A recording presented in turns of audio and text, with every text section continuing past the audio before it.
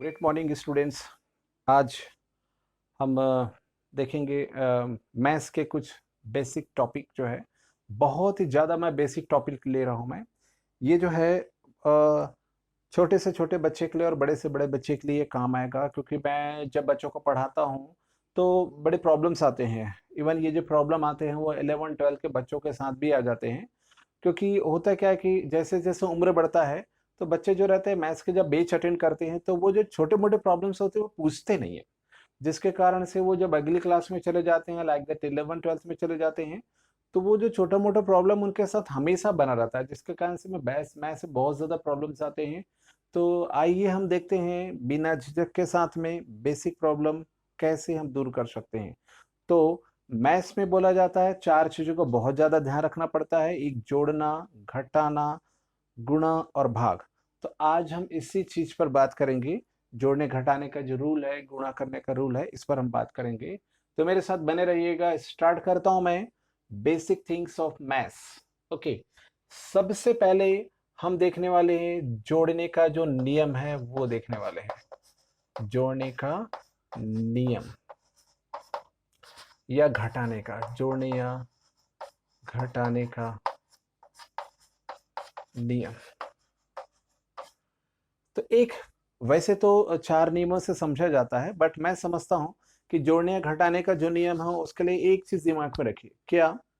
जैसे कि आपने देखा अपने अपने घरों में, ठीक, हमेशा किसकी चलती है घर में? जो बड़े होते हैं उन्हीं की चलती है। तो यहाँ पर भी सेम जोड़ने घटाने के नियम में क्या कीजिएगा, ध्यान रखिएगा, हमेशा बड़े की ही चलेगी। ओके, रूल फिर से समझिएगा। जोड़ने घटाने के नियम में क्या होता है, जैसे घर में क्या होता है, हमेशा बड़े की चलती है ना, सेम टू सेम जोड़ने घटाने के नियम में भी वही होगा, बड़े की ही चलेगी। तो चलो देखते हैं जोड़ने घटाने के रूल में कुछ एग्जांपल्स देखते हैं। मैं कुछ एक सिंपल एग्जांपल ले लेता हूं मैं। 8 minus 5, 5 minus 8, minus 5 minus 8, minus 5 plus 8, और इसके अलावा कुछ और ले लेता हूं मैं। ठीक, यहाँ पर देखेंगे जवाब इसका। और ले सकते हैं आप 8 प्लस 0, 0 माइनस 8। ये कुछ रहते हैं जो बच्चों को बहुत प्रॉब्लम जाते हैं। इन सब के जवाब देखते हैं। मैं चाहूंगा कि मेरे जवाब लिखने से पहले आप वीडियो को पॉज करके एक बार अपना जवाब लिखिए, ताकि आपको पता चले कि आपके साथ कितना बेसिक प्रॉब्लम है। ओके, तो चलिए स्टार्ट करते हैं। मेरा जवाब और अपना जो जवाब है दोनों मिला करके देखिएगा। 8 प्लस में है और ये माइनस में है। अगर माइनस में है, दोनों में से कोई एक माइनस में है, तो फिक्स है कि घटेगा। तो 8 में से 5 घट जाएगा, कितना आ जाएगा? 3। फिर से 8 में से 5 घट जाएगा तो आ जाएगा 3। यहां पर जब दोनों संख्याएं, याद रखिएगा रूल्स, ठीक, जब दोनों संख्याएं समान हो, यानी कि दोनों के दोनों माइनस हो या दोनों के दोनों प्लस हो, कुछ नहीं लिखा मतलब प्लस, ये तो समझते होंगे आप लोग। अगर दोनों संख्या माइनस में है या दोनों संख्याएं प्लस है, अर्थात यदि दोनों अंकों की संख्याएं समान है, तो ये फिक्स है कि राशियां जुड़ेंगी। तो 8 और 5 हो जाएगा 13, यहां पर भी 8 और 5 हो जाएगा 13। बट रुकिए, it is not right answer. Right answer के लिए आपको वही पुराना रूल याद रखना पड़ेगा जो अभी जो मैंने बताया। क्या? हमेशा बड़े की चलती है। ओके, तो 8 में से 5 घट गया, कितना आ गया? 3। तो इसमें देखिए कि बड़ी संख्या कौन सी है, तो बड़ी संख्या आप देख रहे हैं 8। 8 का चिन्ह कुछ नहीं, मतलब यहाँ पर क्या है? प्लस है। इसी कारण से आंसर किस में आया? कुछ नहीं, मतलब +3 में आंसर आया। उसी प्रकार से फिर से 8 में से 5 घट गया तो कितना आया? 3 आया। बट इस बार बड़ी संख्या का जो चिन्ह है, ये बड़ी संख्या 8 है, उसका चिन्ह क्या है? माइनस है। तो आंसर भी क्या आ जाएगा? माइनस में। हमेशा बड़े की चलती है। 8 और 5 दोनों समान चिन्ह है तो जोड़ेंगे, 8 और 5 टेढ़ा हो गया। तो यहाँ पर देखिएगा 8 बड़े संख्या है, इसका चिन्ह क्या है? माइनस है। यहाँ पर आ जाएगा माइनस। दोनों यहाँ पर प्लस है, तो फिर से 8 5 कितना हो गया? 13। बड़ी संख्या है 8, 8 का चिन्ह है प्लस, तो यहाँ पर आ गया प्लस। कुछ नहीं, मतलब है क्या हो जाएगा? प्लस। तो बस एक सिंपल सा फंडा है जोड़ने घटाने का नियम। पहला फंडा बोलता है क्या? कि हमेशा बड़े की चलती है, अर्थात हमेशा बड़े संख्या के चिन्ह का ही उपयोग करना है। दूसरा रूल बोलता है अगर दोनों संख्याओं के चिन्ह समान हो, चाहे माइनस माइनस हो चाहे प्लस प्लस हो, संख्याएं हमेशा जुड़ेंगी लेकिन चिन्ह फिर वही हमेशा बड़े का ही आएगा। नेक्स्ट देखते हैं 8 प्लस 0, तो यहाँ पर क्या हो जाएगा 8 ही आएगा, और 0 में से 8 में से फिर से 0 लेस हो जाएगा, फिर से क्या आएगा 8, बट रूल फिर से वही हमेशा बड़े की चलती है। तो यहाँ पर बड़ी संख्या है 8, इसका साइन है, इसका चिन्ह है माइनस, इसी का आंसर आ जाएगा यहाँ पर माइनस। और यहाँ पर भी बड़ी संख्या 8 है तो इसका चिन्ह प्लस है, इसी का आंसर प्लस में आया। तो ये है एक छोटा सा जोड़ने घटाने का नियम। तो आशा करता हूं ये पहला पॉइंट समझ में आ गया होगा। दूसरा हम देखने वाले हैं गुणा का नियम।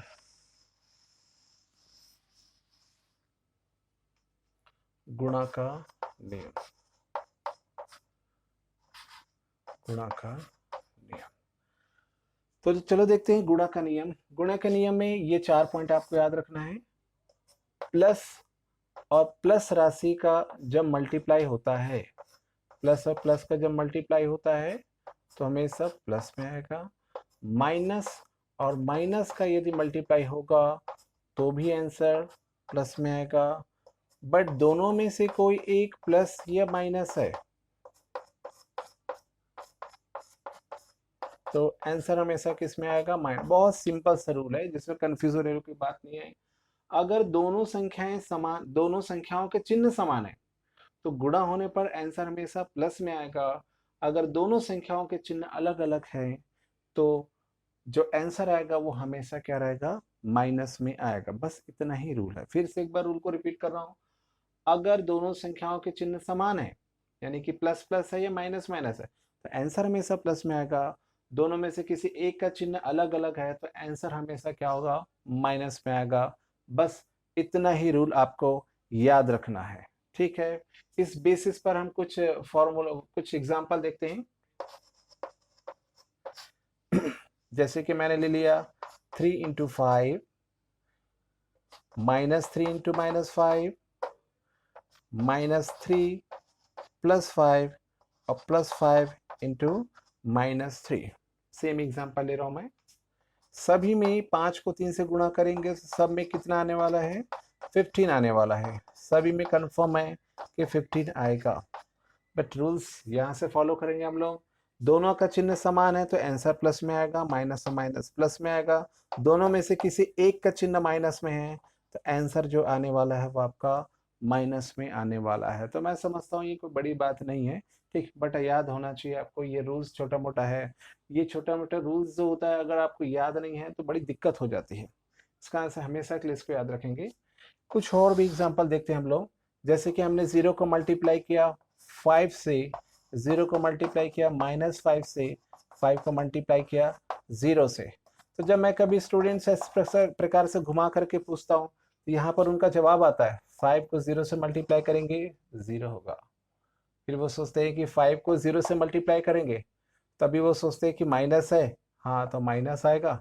अभी 0 तक अभी माइनस में नहीं होता तो हाँ किस क्या आएगा यहाँ पर 5 आएगा, ये उनका जवाब आता है। फिर यहाँ पर अगेन वो क्या बोलते हैं 0 बोलते हैं। यहाँ तक तो सही है, बट आपने एक भी चीज गलत बोला। इसका सीधा अर्थ होता है कि you have no basic rule of multiply.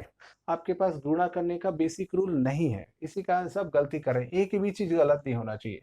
तो यहाँ पर दोस्तों 0 को किसी भी संख्या से मल्टीप्लाई कीजिए वो हमेशा 0 ही आता है। कि मिस्टेक कभी ना करें, चिन्हों के पीछे में मत दौड़िए यहाँ पर, ठीक। 0 को किसी भी संख्या से मल्टीप्लाई करेंगे हमेशा जो आंसर आता है वो 0 ही आता है। तो मुझे लगता है कि ये समझ में आ गया होगा गुणा का जो नियम है। नेक्स्ट रूल देखते हैं हम लोग क्या, भाग का नियम।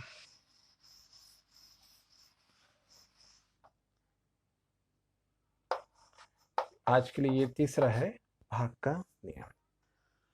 कुछ एग्जांपल देखते हैं। 5/3 या फिर ऐसा कर देता हूं मैं 15/12, 15/12, 15/12। यहाँ पर एक का चिन्ह माइनस कर लिया, दोनों माइनस कर लिया, ठीक, यहाँ पर माइनस कर लिया। अब इस सबसे बड़ा प्रॉब्लम क्या है देखिएगा, जब कभी मैं पढ़ा रहा होता हूँ और ऐसा लिख देता हूँ 15/12, नेक्स्ट स्टेप में मान लीजिए मुझसे गलती से ऐसा हो गया,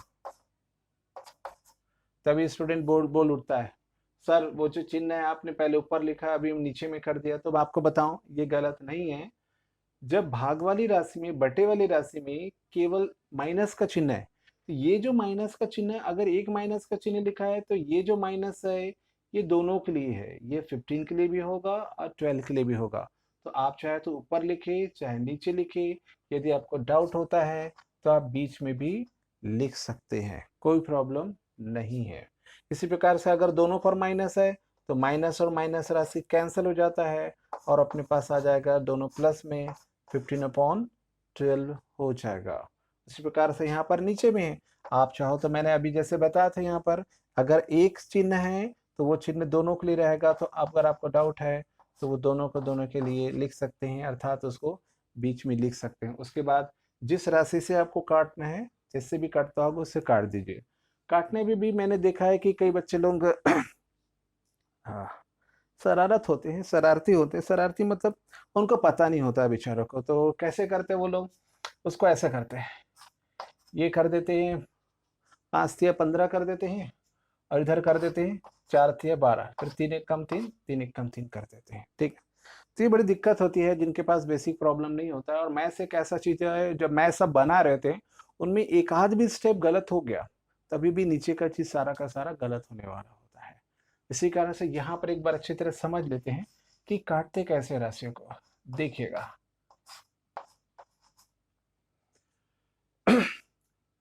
याद रखेंगे इस काटने का रूल क्या होता है। अगर मैं इस 15 को 5 से काट रहा हूं तो ये फिक्स है कि नीचे वाली राशि जिसको हर कहती है उसको भी 5 से कटना चाहिए, तभी आप काट सकते हैं, अन्यथा नहीं काट सकते। अर्थात भाग वाली राशि को काटने के लिए जरूरी कि दोनों के दोनों सेम पहाड़ा से कटे। जैसे कि यहाँ पर देखिएगा दोनों 3 से कट जा रहे हैं, 3 पंचे 15 और 3 चौक 12। अगले स्टेप में भी फिर से ये दोनों सेम पहाड़ा में कट रहे होंगे तभी काटेंगे, अन्यथा नहीं काटेंगे। आप इसको ऐसे नहीं कर सकते 5 1 कम 5 और 4 1 कम 4। तो यहाँ पर काटने का बस सिंपल सा फंडा है क्या, कि दोनों के दोनों एक ही राशि से कटना चाहिए। हर बार जितनी बार आते रहेगा उतनी बार आपको सेम पहाड़ा से काटना होगा, दोनों ऊपर और नीचे, तभी वो सही तरीके से कट होता है, अदरवाइज वो गलत हो जाता है। तो ये हो गया दोस्तों तीसरा रूल, भाग का नियम।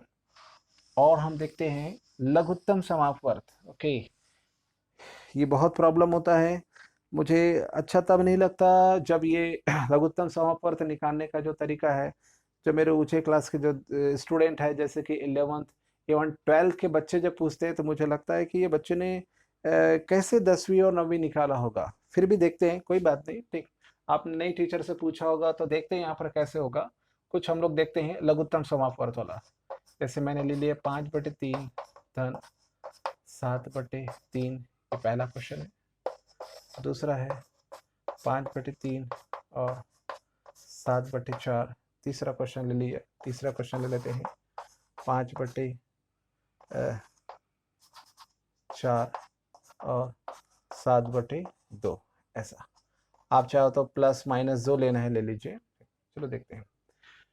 देखिए जब मैं वीडियो बना रहा होता हूँ तो मुझे अपने पुराने समय का ख्याल आता है।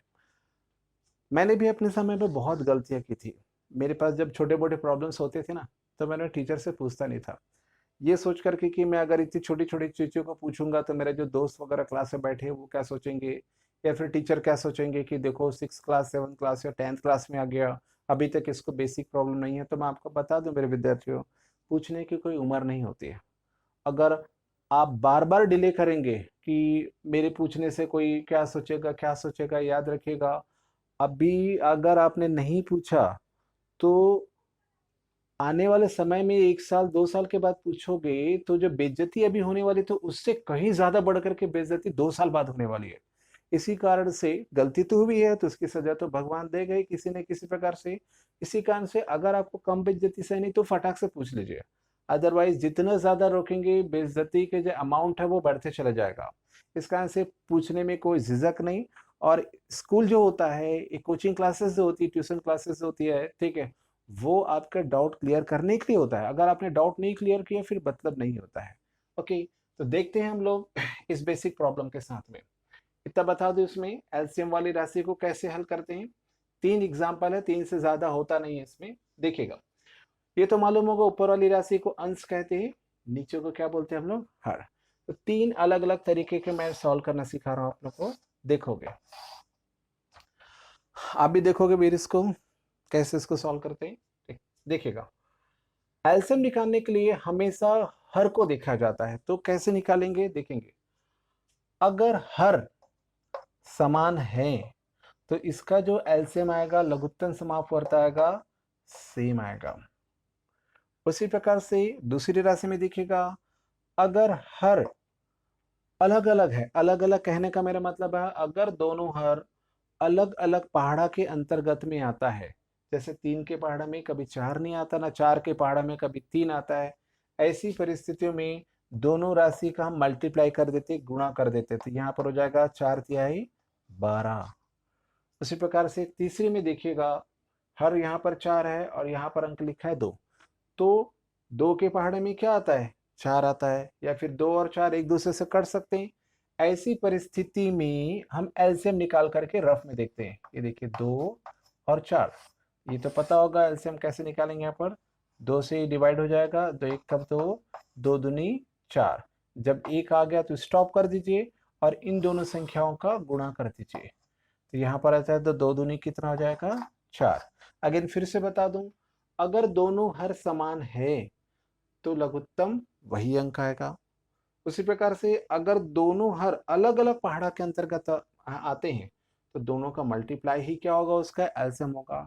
अगर दोनों एक ही पहाड़ा में आते हैं या एक दूसरे से कट जाते हैं तब उसका एलसीएम निकाल करके देखना होता है। अधिकांश परिस्थितियों में ऐसा होता है कि जब दोनों एक ही पहाड़ा में आते हैं ना, ठीक, तो बड़ा संख्या जो रहता है वह एलसीएम आता है। बट फिर भी जब एक्सपर्ट हो जाएंगे तो वो करेंगे, बट अभी तो रूल्स ध्यान रखेंगे। जब आप एलसीएम निकालना सीख जाते हैं तो इसको सॉल्व कैसे करते हैं देखिएगा। यहां से देखते हैं हम लोग, इस राशि को देखते हैं। मेन जो रूल है वो आपको बता दूं कैसे होता है। अब एलसीएम निकाल लिया, उसके बाद क्या करना है, जो एलसीएम आया है उसको इधर वाली हर से भाग दीजिएगा। तो 12 को आप डिवाइड करेंगे 3 से, तो 3 चौक 12, 4 बार में जाएगा। जितनी बार में जाएगा उसको ऊपर वाली राशि यानी अंश से गुणा कर देंगे, तो 4 पंचे हो जाएगा कितना, 20। यहाँ पर माइनस है तो माइनस कीजिए, फिर से वही काम कीजिए दूसरी राशि के लिए। ये जो एलसीएम आया है इसको यहाँ के हर यानी 4 से डिवाइड कर दीजिए, तो 4 तिहाई 12। 3 बार में कट गया तो जितनी बार में जाता है उससे ऊपर से गुणा कर देते हैं, तो 7 तिया 21, ये हो गया। यहाँ पर देखते हैं, इस 4 को फिर से यहाँ से 4 से भाग देंगे, एक बार में चले जाएगा, ऊपर वाली राशि से गुणा कर दीजिए, 5 एक कम 5। फिर इस 4 को डिवाइड कर देंगे यहाँ के 2 से, तो 2 दूनी 4, 2 बार में गया, ऊपर वाले से गुणा कर देंगे, 7 दूनी 14। यहाँ पर देखते हैं 3, 3 को डिवाइड करेंगे 3 से, एक बार में जाएगा, तो 5 एक कम 5। 3 को डिवाइड करेंगे फिर से 3 से, फिर से एक बार में जाएगा, 1 आ जाएगा, 7 एक कम 7। उसके बाद आप जोड़ना घटाना कर लीजिए। कुछ लोग क्या करते हैं, डायरेक्ट मल्टीप्लाई करते हैं, ऐसा 5 चौक 20 और 7 21। तो ध्यान रखेंगे ये ट्रिक हर बार काम नहीं करता है। ये केवल उसी परिस्थिति में काम करता है जब दोनों हर अलग अलग हो, अर्थात एक दूसरे के पहाड़ा में ना आता हो, तभी हम शॉर्टकट तरीका अपनाते हैं और एक क्रॉस मल्टीप्लिकेशन कर देते हैं, 5 चौक 20 7 21। कुछ लोगों के साथ में क्या है, सिर्फ इतना ही बता दे तो वो सभी के साथ वैसे करने लग जाते हैं। ऐसे में तो यहाँ पर 5 दूनी 10 हो जाना चाहिए था और 7 चौक 28, लेकिन हर बार काम नहीं करता है। यहाँ पर भी 5 से 15 हो जाना चाहिए था, 7 21, बट मैंने बताना ये रूल जो होता है क्रॉस मल्टीप्लिकेशन वाला केवल इसी वाले स्टेप पे काम करता है, सब में काम नहीं करता है। ओके, तो ये जो 3 है एलसीएम वाले एग्जांपल से मैंने समझाने का प्रयास किया। आशा करता हूँ कि ये जो बेसिक चीज है वो आपको समझ में आ गया होगा। नेक्स्ट वीडियो में मैं आप लोगों को कुछ और बेसिक वीडियो दूंगा जिससे आप लोगों का जो मैथ्स है वो स्ट्रांग होता चले जाएगा। आशा करता हूँ कि ये वीडियो समझ में आ गया होगा। अगर समझ में आ गया होगा तो प्लीज़ इसे लाइक करें, शेयर करें और सब्सक्राइब कीजिए। Thank you very much.